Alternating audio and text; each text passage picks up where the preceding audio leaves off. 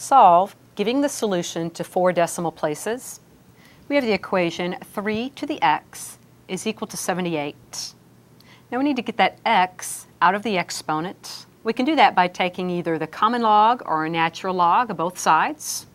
I'm going to use the natural log and write this as natural log of 3 to the x is equal to natural log 78. Using our power rule then, this is x times the natural log of 3 is equal to the natural log of 78. Let's divide both sides by natural log of 3 to get x is equal to natural log of 78 over natural log of 3. And at this point, we'll go to our calculator. This is approximately equal to a 3.96564. We want to approximate to 4 decimal places. So we really need to see this next decimal place. It's a 4.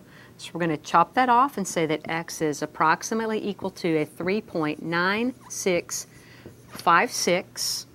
You can verify that that does satisfy our original equation.